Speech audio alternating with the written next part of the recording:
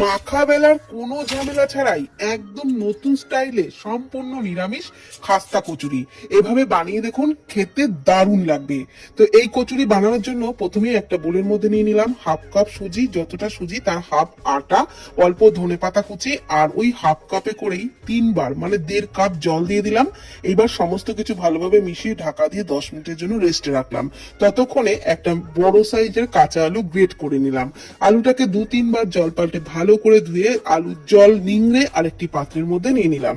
এদিকে আরেকটি মিক্সির জারেতে 1 চামচ ধনে, 1 চামচ গোটা জিরে, হাফ চামচ মৌরি, একটা শুকনো লঙ্কা দিয়ে একটু দানা দানা করে পাউডারটা তৈরি করে নিলাম। কড়াইয়ে সাদা তেলের মধ্যে ওই মশলার গুঁড়োটা দিলাম, একটু গ্রেট করা আদা, কাঁচা লঙ্কা কুচি দিয়ে একদম লো ফ্লেমে নাড়াচাড়া করে একটু ভেজে নেওয়ার পরই গ্রেট করা কাঁচা আলু দিয়ে দিলাম, পরিমাণ মতো লবণ, হলুদ গুঁড়ো আর একটু গরম মশলার গুঁড়ো দিয়ে নাড়াচাড়া করে ভেজে নিলাম। তারপর সুজি আর আটা দিয়ে যে ঘোলটা বানিয়েছিলাম সেটা দিয়ে একদম লো ফ্লেমে নাড়াচাড়া করে একটা মন্ড মতো বানিয়ে নিলাম।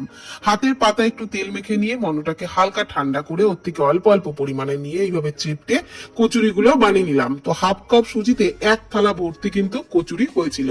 কড়াই সাদা তেল ভালো করে গরম করে নেওয়ার পর কচুরিগুলোকে ছেড়ে গ্যাসের ফ্লেম মিডিয়ামে রেখে উল্টে পাল্টে বেশ লালচে করে ভেজে তুলে নিলাম। যেমন হয় মুচমুচে তেমনই দারুণ টেস্টি, তো অবশ্যই ট্রাই করুন।